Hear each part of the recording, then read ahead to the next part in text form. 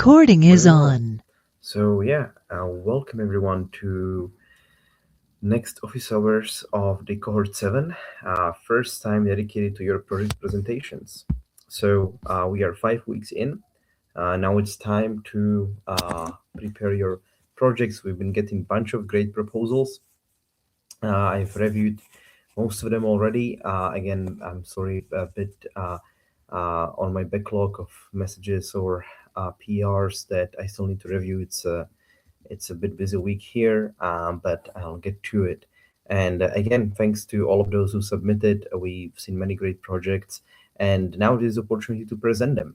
So just to give you the context again, we do these initial project presentations to help you to share your project with other fellows, to learn what the other fellows are working on exactly, to give feedback to others, to ask questions. You can use the opportunity when others are presenting to chat. And again, to remind you that these project presentations has been happening since the core 3. So like you can see recordings like these from the previous years that can also use to inspire you for your own work, and your archive of your presentations here will help other people in the future. So we have a couple of short presentations scheduled for today. And the first one is Chris and Marco. I see you guys are in the call, so I hope you are ready. You can share your screen, and I hope it will work out here in Jitsi. Give it a try. Awesome. Thank you, Mario. Let me just share screen real quick. You guys see it? Perfect. Yes, I see very well. Yes. Awesome. Yeah, so Chris is the entrepreneur of our small team, so I'll leave this to him to kick it off. Cool. Please Thanks, go ahead. Marco. Cool, yeah. So hi, everyone. Today, Mark and I will be presenting our project, the Lodestar Builder, which is mentored by Nico from ChainSafe. We're building an honest path builder for the enshrined proposer builder separation, native specifically to Lodestar and targeting GLOAS. For context, today's proposer builder separation works, but it leans on out of protocol relays, which creates this trusted middleman sitting in the most valuable path of the protocol. So EIP7732 pulls that exchange into the protocol itself. Under GLOAS, the beacon block no longer needs to contain the complete execution payload immediately. Instead, it can contain the signed builder bid that commits to a payload, and the winning builder then reveals the payload afterwards through a signed payload envelope. Additionally, Lodestar already implements a large part of the proposer validation and reveal consumer side. What's missing and what is the project itself is the builder actor, and that's what we aim to work on. So I'll pass on to Marco, who's going to talk about the builder gap in more detail. Okay, so this slide is dedicated more to like where the gap actually finds itself, because now that EPBS is coming up, all the scaffolding is present. The only thing missing is the builder itself. But here we can take a look in these very, very simplified diagrams where the builder was before as like a protocol external entity, which communicated with relay, and also with some other entities such as searcheries, which like in this external MEV architecture also interacts with private mempools and such. So in this existing architecture, the huge workload is outsourced to the builder, even though like proposer can build blocks on its own. All of the complex algorithms and stuff were put in the outside builders, and the relay is acting as a kind of an escrow between the proposer and the builder, because there should be like kind of mutual payment, so that needs to be figured out. And in this moment where like around 90% of all transactions go through MEV boost, this is a huge impact point for like centralization and censorship and all the stuff that we basically don't want. So the follow-up that is being made is EPBS, where the builder will be now embedded in the protocol itself. So that's like kind of where the gap is. We're building the builder itself since the scaffolding is already there. So we can start with, we can continue on to this slide. So basically, this explains how the builder is getting onboarded, and also like how the staking works on the builder side. So basically, in order to make this trustless, the builder must simply have a stake in, obviously. There are contracts which were added to the protocol in EAP8282 that help builder like either onboard, top up his stake, or completely exit. So this stake that builder has needs to be properly maintained at all times, because once the bid is accepted and becomes like a part of a canonical block, that kind of makes inherently builder pay for what was made, but it does not push him to necessarily reveal the payload. And that payload reveal is a thing that we will tackle in the following slides as well, but it can result in builder not getting his piece of funds and just losing funds because bid was accepted, but the payload was not revealed. So like there is no place for builder to make his salary on this one, if I can say it like that. So are there any questions so far? Okay, I guess not. So then we can move on to the next slide. Cool. Yeah, so this slide is basically meant to describe the builder lifecycle in detail, what exists and what we'll be working on. So as you can see, the builder runs one life cycle for each target slot, and the green steps in the slide are new builder-owned code that Marco and I will be working on. So yeah, just to walk through this, the first step is the proposer broadcasts what it wants. So that can be the fee recipient, target gas limit, and the builder consumes those preferences.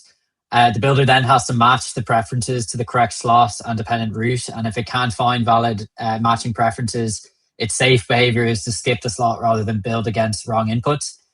So in simple words, like the builder picks up these preferences from gossip, it matches them to the right slot and skips the slot if there's nothing valid to bid into. The second step, it basically asks a normal local execution client like Ethrex to build a payload candidate through the same engine API that Lodestar already uses for the self-build path, which currently is engine get payload v6. The third step is the builder constructs and signs a signed execution payload bid and publishes it over the GLOAS peer-to-peer network. The fourth step then is the cache payload, where the builder stores the exact payload package committed to by that bid, and it must persist and verify the complete reveal package before publishing the bid. If the entry is later missing or only partially matches, the builder must fail closed rather than attempt to reconstruct or guess a payload, and Marco kind of touched on that in the last slide. The fifth step is the builder then observes the beacon blocks and has to determine or detect if it's actually won the bid. And then finally, it's the reveal envelope, which is also kind of an area where there can be a lot of malicious behavior or adversarial behaviors that we'll need to test against, like payload withholding. And essentially, it involves if the commitment matches exactly and the builder won the bid, it builds and signs the payload envelope and publishes it with its blob or data column sidecores before the payload timeliness committee payload deadline. So next, we're going to move on to like what currently exists in Lodestar already and what's missing with respect to this builder gap.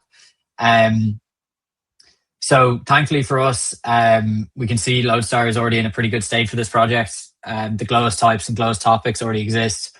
Lodestar already produces like proposer preferences. It validates incoming bids. It stores them in the bid pool and it allows the proposer to choose between external bids and self-build. And it also already has a local self-build payload path. It has the bid publication infrastructure. It has payload envelope validation and import, and the payload timeliness committee and fork choice logic that are needed to determine whether a payload becomes available. And then to the right, that is again what Marco and I are owning. So that's where the builder gap fits exactly.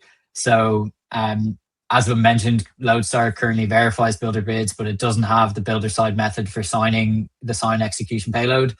The existing envelope signer gives us a good model to go off of, but the bid signer still needs to be implemented with the correct like builder key and fork aware signing domain. Secondly, we need the exact bid to payload cache. That mapping has to be durable and commitment safe because, again, like once the bid is published, the builder has taken on this obligation to reveal the corresponding payload. Third, we need a reliable winning bid detection system that connects the observed beacon blocks back to the locally cached commits. Fourth, we need to a reveal coordinator, so basically a way of like loading the correct package, constructing and signing the envelope, publishing all the required contents, retrying safely, and recording the outcome. And then finally, we need a baseline bidding policy to start with, which in the beginning will be quite simple, just so we can get something built end to end. But we'll explore more complex bidding policies if time permits. So next, I guess Marco's going to touch on what we'll work on as like sort of stretch and stronger goals if the builder path is reliably working within a reasonable time frame. All right, thank you, Chris. So basically, the honest path can be considered like a vanilla setup or whatever that is like providing basic functionality. And in this slide, we have a couple of topics that we would like to tackle if everything proves to be working properly. There are also a couple of ones that are not here in this slide. I'll try to mention them as well. So one of them is the builder server-side API. It would serve us to provide trustless bids to external proposers. The other one is like payload prediction, and it is not only dedicated to just monitoring what the parent payload was, like if it landed, if it was full or empty, but also on some like other advanced tactics of building the payload, because even now more advanced builders are constructing even a couple of payloads per slot, so that they can later on figure out what suits them best. Here we are mentioning the builder. Builder is like let's say like a Panda Ops developed builder, which is also serving as a tool for many things. So we will try, since they already have a kind of a EPBS implementation along with the one that fits the MEV setup, we will try to compete with it and see how well this builder that we have would actually perform. And of course, like try to use that process to see all the holes that we have and to outbid the builder. And envelop withholding research, that is what Chris mentioned before. So there is a lot of malicious behavior that can occur in between all of these things that are going on. So we need to have also like a good tactics for the builder to know when to withhold the envelope and when to just show it to provide the payload.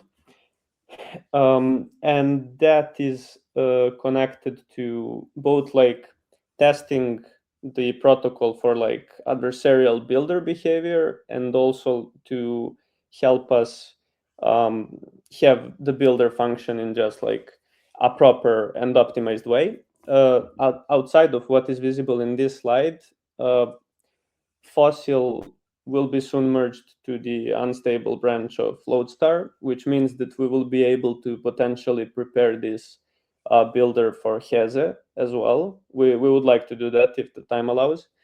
And the other thing that we would like to deal with during this period is also like general adversarial behavior, which relates to the Death Star project, which is an adversarial node. So those are like the main topics that we see building on top of the honest path, if everything goes well, of course. Cool. Yeah, so I guess finally just to talk about like our roadmap and what we're working on over the next few weeks. So our first goal is just to iron out the architecture and have a small builder skeleton. In weeks 8 to 10, we want to add proposer preference intake, local payload production, bid construction, and bid signing. 11 to 14, we'll implement like the safety critical middle and end of the life cycle. So as mentioned, the bid to payload cache, winning bid detection, envelope construction, signing and reveal. Weeks 15 to 16, we're hoping to have a full end-to-end reproducible demo with a local execution client like Ethrex. We'll then like harden timing, cache, fork choice, and integration behavior, etc.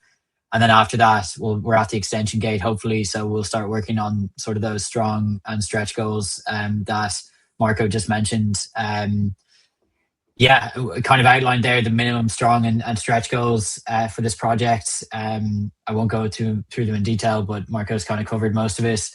And then lastly, yeah, we just want to say a big thank you to Nico for agreeing to mentoring, and to the ChainSafe and Lodestar team for being really helpful and guiding us to this point. Thank you guys for listening to us. Thanks, Mario, for all the help so far. And yeah, if anyone has any questions, yeah, feel free to ask now. Thanks. Awesome, guys. Thank you. Thank you for the applause, everyone. Any questions, any feedback, any comments, please go ahead and ask some questions. You can raise your hand or open your mic. It's a really big project. I have a huge respect that you guys are undertaking this. It's a lot to build this. So yeah, maybe to turn it into a question, like, what do you guys expect will be a big challenge? Is this something that you are not looking forward, something that you are maybe worried about, scared of, diving into all of this? I think for me personally, because this project sits at the intersection of so many things, there's a lot of things to sort of keep track of, and might impact like PRs that we create. So there's a lot of things like moving underneath us. So I'm a little bit intimidated by that, and also like obviously working with the Consensus Cloud team, like learning how they work and like how to not like step on people's toes and get things actually merged and stuff. That'll be a new experience for me. So I think that'll be the biggest challenge for me. What about you, Marco? Well, like from my perspective, it's obviously not every day that protocol gets a completely new entity. So I feel like a bit of pressure there in like maintaining proper quality and everything that needs to be done. And also it feels like a lot of things are embedded, and I hope that both of us will try, not try, but succeed actually, succeed in like not stepping on each other's toes in between of this, because feels like all the work is connected, and I don't know how well we can do it like in parallel.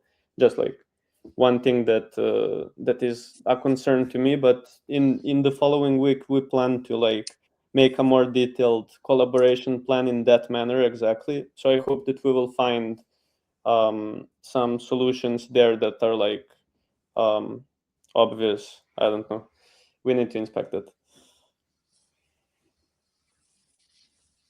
Awesome.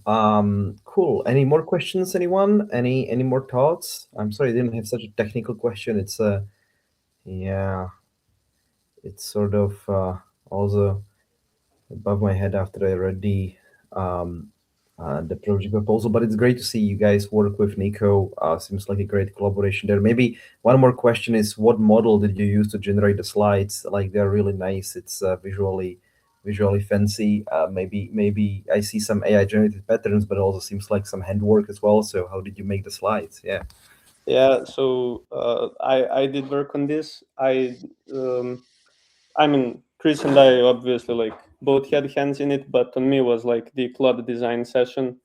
It is cloud design, yeah. So I just like used it with our proposal, and then made like a bunch of prompts to tweak things, and also edited some things manually. And we did an export like as images. So what you see is not like directly importable to Google Slides in a pretty way, and so we can keep this like fancy style. We knew at one point, okay, like this is good. We're not going to edit this anymore. Just like export like this, and uh, you know, provide best experience to the people watching, I guess. Yeah, of course. Yeah, interesting. Yeah, I was curious about that because I mean, we didn't mind about the format in this presentation, about the visual side, but it was nice to see. It looks like you spent some time on that as well, so I was curious, and it's great. So thanks so much for presenting, guys. It's awesome. Yeah, I really appreciate that. A great project, and wish you luck on all of that. It's a cool undertaking, and yeah. I see Nico here, so thanks a lot for guiding the guys to make this happen. Looking forward to see what comes out of it. Yeah, very well. Okay, so next to present would be Soham, um, if you are with us. Hey guys, Hey, I'm just sharing my screen. Can you see it? not yet. Okay. Oh, now. Yeah, Yeah. looking good. Hey Go guys, ahead. I am Soham and I'm working with Sahil on this project called Ream EL integration, and we are mentored by Colby and Sharik from the Ream team. This presentation is a short one, just few slides. Why am I not able to change? Okay. So motivation came from, the merge upgrade had shipped a lot of goodies, but before the merge, we would have just a single binary to run a non-validated node. But after that, we have two binaries, and since there are two binaries, the communication between both is a bit complex. So just to see this, so when consensus layer want to call some engine API, so there are a bunch of steps like JSON encode and decode, and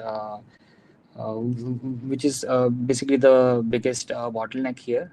And a few people have been also vocal about it, mostly talking about how JSON is eating into the slot budget when we have a lot of blobs added to the payload specifically. And so coming to this project, uh, this project adds Reth as a library into the Ream, and so a single Tokyo runtime is shared across these both projects, Ream and Reth. And so Reth has an handle to call engine APIs using MPSC and one shot. And so this is how we plan to integrate it in the lean chain service and call the Reth function from the places where we want to produce a block or import block in the CL side. So after doing this, so this is how it would simplify things. So whenever consensus layer wants to make some call like a get payload while authoring a block, or maybe they want to tell this verify a new payload that is received. So the compute can just do a small data conversions. So since Ream and Red both are on a similar low level data structure format, that is the alloy primitives, so this data conversions is a bit cheap. It's just a little bit of structure change, and then through the MPSC channel it reaches the red side and it does its compute. And once it's received back, it's the overheads are very negligible, so we get rid of the JSON encode decode as well as any HTTP uh, overheads. And so this is pretty much it. And final success criteria would be we want to start the node with a simple command. And uh, the important goal which our mentors also want is we want to be able to spin up a devnet with multiple nodes, and it should be able to receive uh, Ethereum transactions and be able to finalize it. And one of the ambitious goals that we have is to interop with other clients which are also doing the same thing, like ETH Lambda. And uh, then just for the metrics, we want to benchmark for the comparing the latency between the traditional engine API calls through the JSON RPC and basically the HTTP bridge, and this solution where we are just directly calling it within the process. And since in a single process these both consensus layer and execution layer live, so there might be some fighting for the compute resources. So we also want to see if validated duty functionalities like signing, attestations, or while producing blog, if there are any delays introduced. And we also want to stress test. So that's pretty much it for the project presentation. Okay, great, Sam. Thank you so much. Very well. Do we have any questions from the audience? Anyone curious about anything?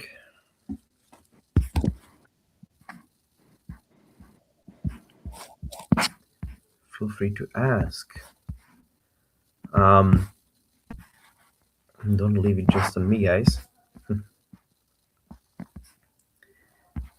Anyway, yeah, so my question would be maybe like you mentioned you plan to benchmark there. So like what would be the success? Like what sort of improvement do you expect? Like comparing to the traditional model, like do you think you can like double X, triple X, or more or less like the performance there? Like do you think that like, it's isolated benchmark just on the communication or overall in the some end-to-end benchmark you would have, maybe it would be not such a big bottleneck. Yeah, what improvement do you expect basically to make it I successful? think the improvement depends on the kind of payload. If we have a small payload, just like one transaction block or that we might have typically in a DevNet, so we might not see good results in there. But if we have huge blocks, or I mean, most of the people who are mentioning about this bottleneck, they mostly talk in the uh, when we have a lot of blobs. So when we want to increase the number of blobs, so the payload that we are receiving from the EL, so it's quite huge. So I think that's the only place when we have when we want to have more blobs. So the JSON encode decode uh, works with a lot of bytes. So I think that is the we will see more results or better results when we are working with a huge payload. But if you're working with a small payload, the results might not be that much. Right. Yeah, thank you so much. I think it's very interesting. Like you mentioned in your proposal, another thought that I have, I'm not sure if it's a question, but another thought I had is like in your proposal, you talk about the UX a lot, basically like hard to run to binaries. It's a bit annoying, but like, there are other tools and external solutions for that. But I think this is also specifically interesting because of the performance gains. Like for builders, for people trying to make as much money on the MEV, this is a big motivation, and for more like performance, like I mean, of course, like Ethereum is pushing the gas limit, but generally like there are other like L2s or other chains that like use the same infrastructure and need higher performance. So I think that they might be interested in this as well. So it has different kinds of impact. Yeah, more of a comment than a question, I guess. But if you have, yeah. Thank you very much. Yeah, thank you so much, Sam. It's very interesting. Do we have any other thoughts, comments, questions, folks? Okay. Okay, thank you so much and wish you luck, Saham. It's interesting, cool project. Thanks for getting it out this early and pioneering. Who else should be today? We have Ovanikin signed up, but I don't see him on the call. And we don't have anyone else signed up for the presentation, but is there someone else who has the presentation ready who would like to speak up? We have a bunch of people here and only limited time at these calls to do the presentations. So would be nice if we can do more of them today, and we don't keep them for later, so we don't have too many office hours dedicated to hear. Here you are. Okay, sorry. I mean, you were. I just looked for Ovanikin. So if you're ready, feel free to uh,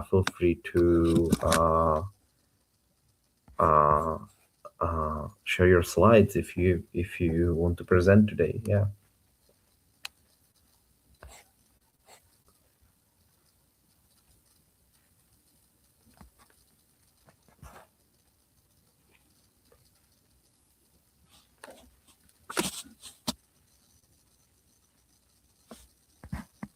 Yeah, if Luva, if you want to present, or anyone else wants to take the opportunity. Again, like, there is nothing, as you can see, there is nothing to worry about. It's more about just like expressing your thoughts, showing your project, what you already built, and many of you already got the feedback. Many of you already got the PRs merged or ready to merge. So I think, like, you don't have to wait too much. And yeah, we see your screen. Yes, we see Canva, I think. Yeah.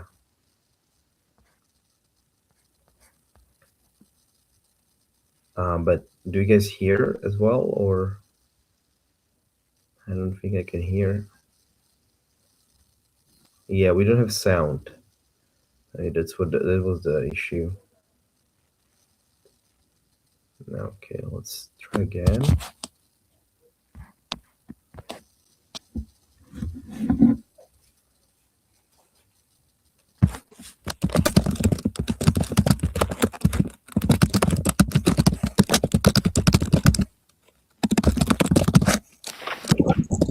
Yes. Hello. Hello. I'm really sorry. Sorry about that. No, no worries, no worries. It's all good now.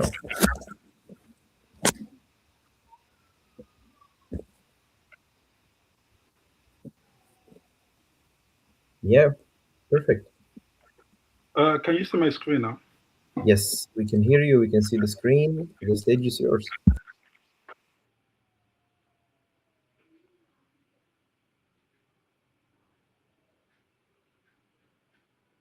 Hello. Sorry, I can't hear you. Can you see my screen now? Yes, yes. It's all good. You can start. Yes. Hello.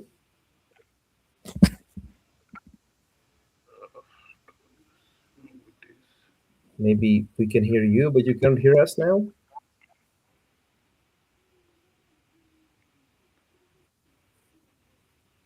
Yeah, it's so good.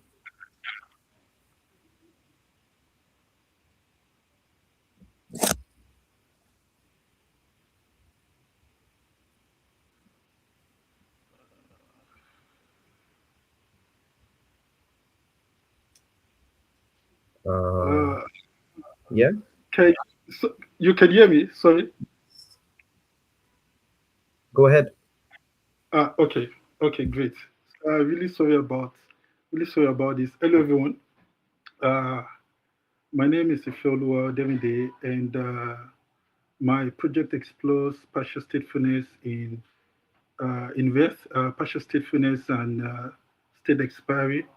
So the main idea for this project is really to uh, retain account information for all accounts while storing contract storage and bytecode only for selected contracts. But like there's an underlying requirement here. The key rule is that uh, state which was not retained must be treated as unavailable instead of it being applied as empty.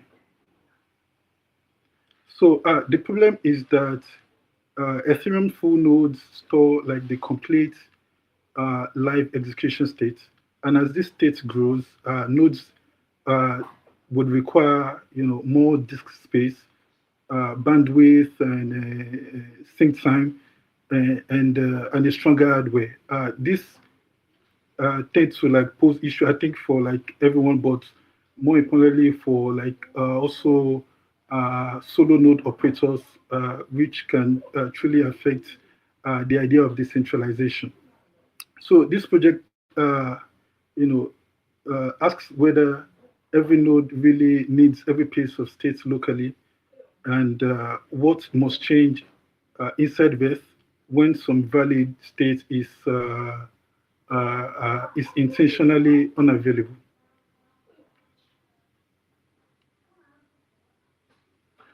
In partial state mode, Beth will download all account records, including the balances, the nonce, the stage roots, and code hashes. Then a configurable filter then decides which contracts are tracked and which contracts are not tracked. So for the track contracts, REST download the storage and bytecode, and for untracked contracts, that detail state is it is omitted and explicit. It is omitted and then sort of marked as unavailable instead of it, like we said earlier, being treated as empty. The sync flow in this case has three main steps. Firstly, it downloads and stores all accounts. Then, secondly, it applies the configured contract filter, and thirdly, uh, it requests storage and bytecode only for tracked contracts. The node also, in this case, we also like report how much state was downloaded, retained, and or skipped in this case. So missing is not empty. There's a correctness problem and challenge, which is basically like being able to distinguish between missing states from an empty state. A missing uh, a missing storage value could genuinely be zero, or it could simply have never been downloaded. And likewise, also like missing bytecode does not also necessarily mean that an account has no code. So it will then like therefore like uh, needs I would say like you need to be able to distinguish these different cases, and in able to do that, it should have like it should explicitly just state that okay, this is available, this is like available empty, or this is just unavailable. Like in these cases, we're trying to like look at RPC behavior for like this account level methods. So account level methods such as like the if get balance should continue working normally.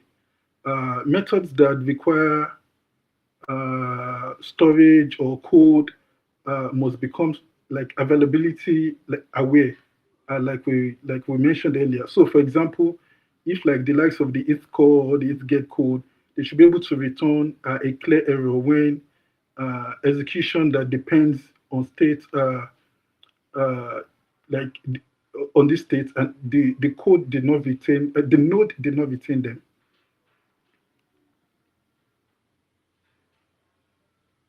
So, like, what are the rules of bars here? Just like maintaining the retained state. So, like after sync, the node must keep its retained state updated as new blocks arrive.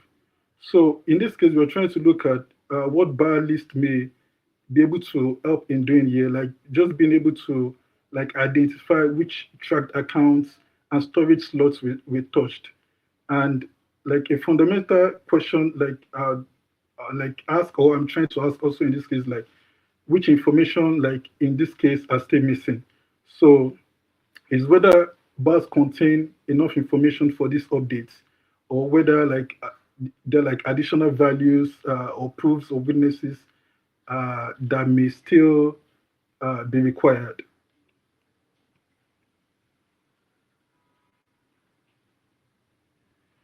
Currently, I've started implementing, like just diving deep into like uh, like like the foundations of this, just trying to wrap my head around it. So like I've already added like some initial partial states configuration, and like tracked contract filters, like also started like bar retention settings and like some foundational partial state types here. And I think the next milestone for me is like just being able to connect this work that I've started already to like with like actual sync life cycle. The remaining work like has four main stages. So like firstly, like just being able to complete like this current stage, like the like configuration and just storage integration, and secondly, like finish selective snap sync, and thirdly, to introduce the like availability errors, like I mentioned earlier. So across the account methods, these providers, the RPC are like across execution. And finally, being able to test bar-based updates, VOGs, and and see like performance on like a local dev, like how does this perform against like full nodes. I've seen that across other implementations, and this would be like part of the metrics I'm looking at. They like what does success look like? Minimally, I would say like just a successful prototype that sync like every account while retaining the storage and bytecode for at least one configured contract. It must also, be able to return like these explicit errors for untracked storage and code. It should also like run, you know, be run on DevNet and just be able to like see how it functions like on this like controlled network and expose metrics showing uh, like the downloaded states and the states that have been skipped. Uh, for future reference, like it, when we try to sync back and reorg, and a stronger uh, result or success for me would be to be able to integrate like a partial sync fully into their node lifecycle. And I think uh, this, for me, I think like this would be like the ultimate goal for me at the end of like EPF7. It, be able to do, like have this stronger success. Like that's what I'm aiming for.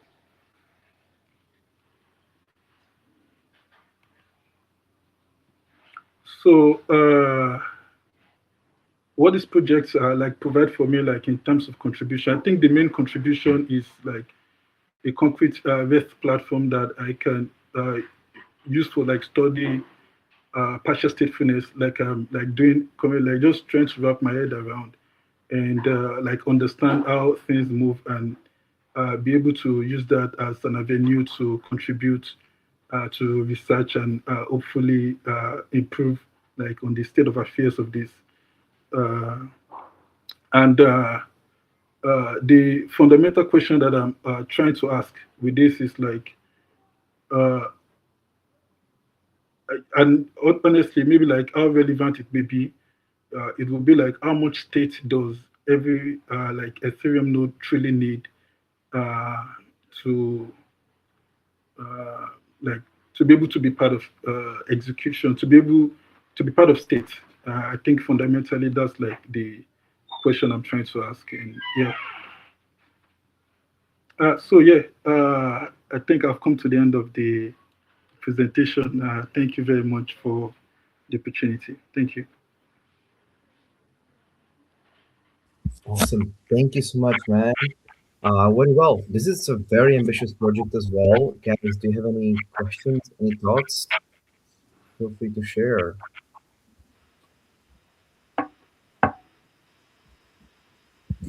Yeah, I think that this is also very ambitious because I understand it's just a prototype. It's not supposed to be like mainnet ready, production ready. But even that, it sounds like a lot of work. So the question is like, what gives you the confidence? Like, do you work with someone else? Did you talk to whether it's other fellows or like who is mentoring you in the project? Something that I missed in the presentation. So like the the confidence to work on this, I would say, like just trying to learn. I have in trying to learn about this or like just like Ethereum in general. Like I've tried taking on like projects and like look at what others are doing. I've tried writing an execution client, and I think like that's like that doesn't make sense like to do, but I think that's like how much of a a ditch I can like push myself into and try to get out, if that makes sense. So I think that's like I'm just trying to learn and see how I can contribute, and I think it is in learning that it is in trying to do these things that I truly learn. Like I don't have it figured out, but I'll keep learning. And in terms of like the mentors, I haven't reached out to mentors yet. Just trying to, I think, earlier advice. I want to have something a bit more concrete before I reach out. Maybe in the next couple of weeks, I'll definitely do that. So yeah, like, also like I know people were trying to work on the project as well till it was just left alone. So yeah, I want to work on the project. I think it builds on some of the things that I've done around like execution clients, and I want to keep improving like that knowledge base around that for now. Right. Yeah, that's interesting to hear. But yeah, good luck with all of that as well. I am happy to also help with the proposal further. We can chat about that. I didn't finish the review there. It wasn't easy to process again. Like I will take some time to look further in that. Maybe also if you want to make it shorter, but we can discuss it further later this week when it's less busy. Yeah. Yes, Mario, I saw it. Definitely, please let's chat during the weekend. Yeah, thank you When so you, much. yes, Yeah, it's all right. I think the presentation is appreciate really that. like the proposal itself is very long, but I think the presentation was very concise, and we are even finishing before the full hour. So like we had a three presentation now to start, and even have some time to spare. So yeah. Anyone else has any thoughts, questions, concerns, whether it's about these projects or other EPF related staff presentations for next week? Anything else we can discuss before we wrap up?